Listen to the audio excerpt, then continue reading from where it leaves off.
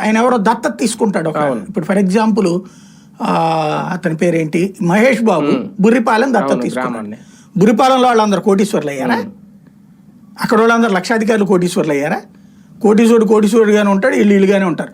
మధ్యలో వైద్య శిబిరం మీద పెట్టిస్తుంటాడు ఆయన పేరు. అంతేగా జరిగేది. అంతమించి ఊరంతా కోటీశ్వర్లు అయిపోయారా? లేదు.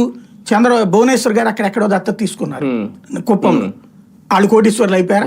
కేసీఆర్ దత్తత తీసుకున్నాడు అక్కడ. ఆయన ఇంకా కొంచెం నయం, లక్షాధికారులు చేశాడు. అందరికి తలా ఒక సొంత ఇల్లు ఇచ్చి, ఆ ఊరేది సొంత ఇల్లు కట్టించి ఇచ్చాడు చక్కగా, డబుల్ బెడ్రూమ్, ఇండివిజువల్ హౌసెస్. ఆయన కనీసం లక్షాధికారులు చేశాడు. వీళ్ళు ఎవరు ఏం చేయలేదుగా. అయితే గీతే వైద్య శిబిరం పెట్టడము, లేకపోతే ఏదైనా బట్టలు కొని పెట్టడం, ఇట్లాంటివి ఏమైనా చేసి ఉంటారు వీళ్ళంతా. సచిన్ టెండూల్కర్ దత్తత తీసుకుంటాడు, వాళ్ళందరూ కోటీశ్వర్లు అయిపోతారు. ఏంది దత్తత అంటే? దత్తత అంటే ఒరిజినల్ గా నిజమైన దత్తత తీసుకోండి శుభ్రంగా, మీ ఆస్తిలో వాటా వాళ్ళకి. ఒరిజినల్ దత్తత ఏంటి? ఎవరైనా పిల్లలు లేని వాళ్ళు, పిల్లలు ఉన్నటువంటి వాళ్ళు ఎక్కువైపోయిన వాళ్ళని దత్తత తీసుకుంటారు, వాళ్ళ బాబాగులు చూస్తారు, పెంచుతారు. వీళ్ళ తదనంతరం అంతా వాళ్ళ ఆస్తి అంతా వాళ్ళకే పోతుంది. శుభ్రంగా ఇచ్చేయండి మీ ఆస్తి వాళ్ళకి, దత్తత తీసుకోండి.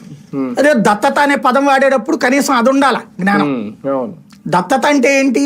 వాళ్ళ పూర్తి బాగోగులు నువ్వు చూడాలి, అంతే కదా.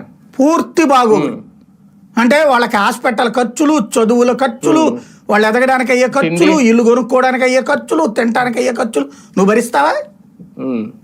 అంటే వాడు బతుకుతా ఉంటే నా వల్లే బతుకుతున్నాడని చెప్తావు రేపు పొద్దున. వాళ్ళ ఇంట్లో వాళ్ళకి